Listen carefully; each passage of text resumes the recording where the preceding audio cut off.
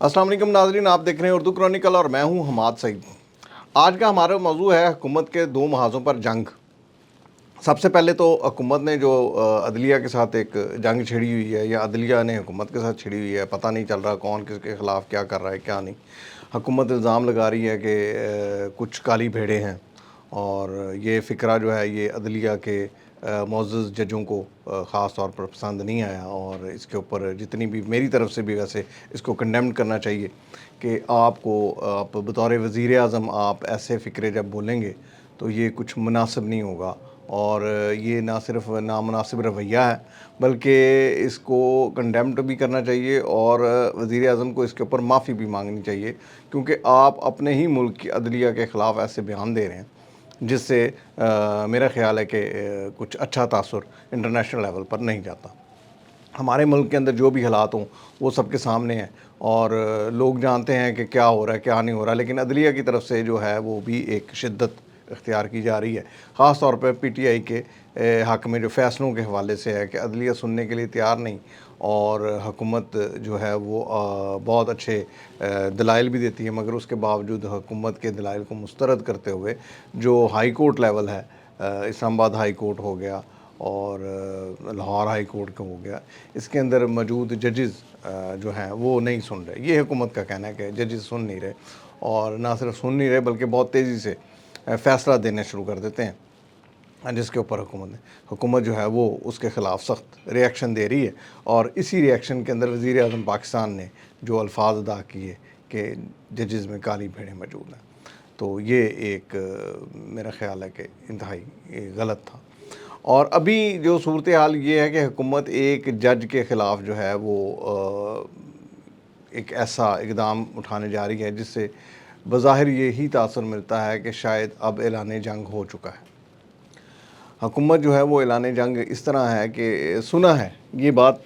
सुनने में आई है कि हुकूमत ने एक रेफ़रेंस तैयार कर लिया है इस्लामाबाद हाई कोर्ट के एक मुअज़्ज़ज़ और सीनियर तरीन जज जो हैं उनके ख़िलाफ़, और वो कानूनी नुकात के लिए वो डिस्कशन के लिए वो भेजा गया है सुप्रीम कोर्ट के एक जज साहब को,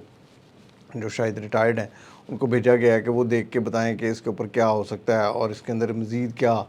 डाल सकते हैं और मज़ीद क्या निकाल सकते हैं, और इसके ऊपर क्या मज़ीद कार्रवाई हो सकती है, और इसके आने वाले दिनों में क्या नताइज निकलेंगे सुप्रीम जुडिशल काउंसिल में। तो ये एक ऐसी चीज़ है कि मैं हुकूमत को याद दहानी करवा दूँ कि काज़ी फ़ायज़ ईसा साहब के ख़िलाफ़ भी एक रेफ़रेंस गया था, और वो जो रेफ़रेंस था जिस तरीके से बनाया गया और जिस जल्दी में बनाया गया और जिस तरह उसको हुकूमत ने पेश किया, और फिर अवामी सतह के ऊपर उसको लाया गया, और फिर जो उसका हाल हुआ वो सब जानते हैं। तो हुकूमत जो है वो भी होश के नाखून ले, और अगर कोई ऐसा रेफ़रेंस मौजूद नहीं है, मज़बूत नहीं है, तो हुकूमत को नहीं चलाना चाहिए। वरना पहले ही हुकूमत की बदनामी जो हो रही है वो सबके सामने है, जिस किस्म के इक़दाम हुकूमत ने किए हैं, और अभी तक उनके पास मामला संभल नहीं रहे, ऊपर से अदलिया के ख़िलाफ़ जो जंग है। और दूसरी तरफ आपको एक और बड़ी अहम बात बताते चलें कि हुकूमत जो है वो मौलाना फ़ज़ल रहमान के साथ जा रही है। हुकूमत मौलाना फ़ज़ल रहमान के पास इसलिए गई है क्योंकि हुकूमत को वोट पूरे करने हैं, 2/3 अक्सरियत पूरी करनी है, और वो 2/3 अक्सरियत जो है वो मौलाना फ़ज़ल रहमान समेत दीगर चंद अफराद को मिलाकर हुकूमत अदलिया में जजों की तकर्री के हवाले से बिल पास करवाना चाह रही है,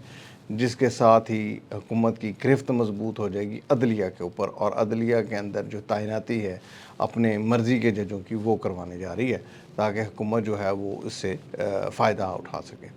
लेकिन बहरहाल काज़ी साहब कैसे वो अपना मौलाना फ़ज़ल रहमान साहब कैसे इसको देखते हैं, और वो मानते हैं या नहीं मानते, ये एक अलग इशू है, लेकिन बज़ाहिर ऐसा महसूस हो रहा है कि आहिस्ता आहिस्ता बर्फ़ पिघल रही है, और मौलाना फ़ज़ल रहमान साहब मान जाएंगे, और हुकूमत यूँ बिल जो है वो पास करवाने में कामयाब हो जाएगी। वरना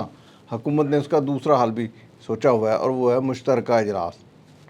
तो बहरहाल ये मामला जो है हुकूमती हैं, कानूनी मामलात के हवाले से वो ज़्यादा बेहतर समझते हैं कि आया वो चीज़ें पूरी कर लेंगे और उसके बाद वो बिल पास करवा लेंगे, क्योंकि हुकूमत के नज़दीक काजी साहब को रोकना और उनको 3 साल की एक्सटेंशन देना बहुत ज़रूरी है हुकूमत के लिए, कि हुकूमत इसमें किस हद तक कामयाब होती है, ये फ़ैसला जो है ये आइंदा आने वाले 1 माह के अंदर अंदर हो जाएगा। دوسری طرف ابھی ہم نے بات کرنی ہے کہ جو حکومت کی طرف سے ایک اقدام اٹھایا جا رہا ہے، اور یہ اقدام جو ہے کہتے ہیں کہ یہ کے پی کے گورنمنٹ کے خلاف اٹھایا جا رہا ہے۔ گزشتہ روز کے پی کے گورنمنٹ کی طرف سے مختلف جو ہے وہ گریڈ اسٹیشن جو ہیں ان کا دورہ کیا گیا، اور وہ کے پی کے گورنمنٹ کے جو چیف منسٹر ہیں گنڈا پور صاحب، انہوں نے دورے کیے، اور انہوں نے دورے کر کے وارن کیا کہ کسی بھی جگہ لوڈ شیڈنگ کا دورانیہ اس قدر زیادہ نہ ہو، اور اس کے ساتھ ساتھ جو لوڈ شیڈنگ روکی جائے، بلکہ اگر کہیں ایسی کام ہوتا ہے کہ بجلی خراب ہوتی ہے تو 12 گھنٹے کے اندر ٹھیک کیا جائے۔ لیکن یہ آپ یہ ذہن میں رکھیں کہ کسی بھی وزیر اعلیٰ کے پاس یہ اختیار ہونا چاہیے کہ اس کی عوام ہے، اس ملک کے لوگ ہیں وہاں پر، کیا کے پی کے گورنمنٹ جو ہے، کے پی کے اندر جو ہے وہ لوگ نہیں رہتے؟ کیا ان کا وزیر اعلیٰ نہیں ہے گنڈا پور؟